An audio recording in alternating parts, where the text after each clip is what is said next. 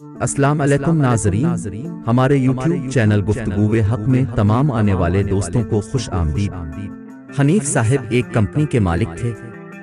उन्होंने कंपनी की कैंटीन ठेके पर देने के लिए अखबार में इश्तिहार दिलवाया। इश्तिहार के जरिए ठेकेदारों को तलब करके रखा था और अब उनका इंटरव्यू ले रहे थे।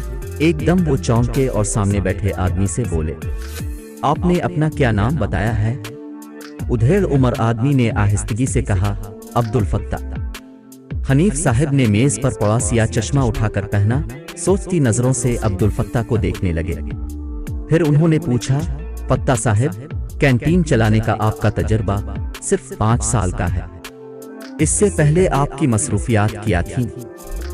फत्ता साहब ने कहा, जनाब, मैं एक उस्ताद था, सारी जिंदगी बच्चों को पढ़ाया है और मेरा बड़ा बेटा और मैं मिलकर कैंटीन चलाती है।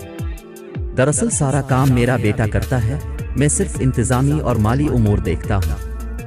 हनीफ साहब चंद लम्हे सोचते रहे, फिर बोले, आपने तमाम शराइत अच्छी तरह पढ़ ली हैं, आपको किसी मामले पर एतराज तो नहीं?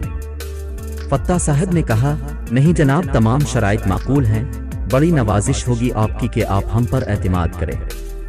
हनीफ साहब ने पुरख्याल अंदाज सर हिलाया और बोला, मैं एक शर्त तब्दील कर रहा हूँ, कैंटीन की मुआवनत के लिए जो 2 वर्कर आप रखेंगे उनकी सैलरी कंपनी देगी, मगर आप मेयार का ख्याल रखेंगे, वर्कर्स की कोई शिकायत नहीं होनी चाहिए। ये ठेका आपका हुआ और हाँ, आप जो रकम एडवांस जमा करवाएंगे आपकी सहूलत के लिए उसमें एक साथ कर रहा हूँ, ताकि आपको एकदम बड़ी रकम ना देनी पड़े। अब्दुल फत्ता ने कुछ कहना चाहा, मगर अल्फाज गले में रह गए। मेहरबानी और नवाजिश जैसे अल्फाज उन्हें बहुत छोटे और बेमाना लगे। किस्मत उन पर इस तरह मेहरबान होगी उन्होंने सोचा भी ना था। हनीफ साहब ने जो उन्हें मजीद रियायत और मिरात दी थी, इससे उनको भारी रकम मिलने की तवक्को थी और अब उनकी बेटी के डॉक्टर बनने की राह हमवार हो चुकी थी। वो शुक्रगुजारी के एहसान तले दब चुके थे और जल्द घर पहुंचकर घर वालों को खुशखबरी सुनाना चाहते थे। दूसरी तरफ हनीफ साहब के पास भी अपने बेटे शाहिद के लिए एक बड़ी खुशखबरी थी। शाम को चाय पर दोनों बाप बेटे आमने सामने बैठे थे। हनीफ साहब ने अचानक पूछा, शाहिद, तुम्हें वो फार्म हाउस वाला वाक़या याद है जिसने तुम्हारी जिंदगी बदल दी थी? शाहिद मुस्कुराकर बोला, बाबा, मैं कैसे भूल सकता हूँ वो दिन जब मेरे दोस्त और उस्ताद फार्म हाउस में स्कूल की तरफ से पिकनिक कर रहे थे। मेरे सारे दोस्त स्लाइड से फिसल कर नीचे पानी में गिरते, शोर मचाते मजे कर रहे थे और मैं उनको हसरत भरी निगाह से देख रहा था, क्योंकि मैं डर रहा था। मेरे इस डर को मेरे एक उस्ताद ने महसूस कर लिया और उन्होंने मुझसे कहा, यह डर पर कुछ नहीं होता। अगर डर की कोई हकीकत या नुकसान होता तो इतने बच्चे स्लाइड से फिसल कर नीचे पानी में क्यों गिरते? उनको कुछ भी नहीं होता। उनकी मोटिवेशनल बातों ने मुझे हौसला दिया और मैं भी हिम्मत करके स्लाइड पर चढ़ गया और आंखें बंद करके फिसला तो धड़ाम से पानी में आ गिरा और खौफ खत्म हो गया। मैं बार बार स्लाइड पर चढ़ा और पानी में गिरता रहा और यूं मेरा खौफ खत्म हो गया, बल्कि खौफ मेरी जिंदगी से हर मामले में खत्म हो गया। उस दिन जो हिम्मत मुझे मिली, उसने आने वाली जिंदगी में भी मुझे खौफ से बेपरवाह कर दिया।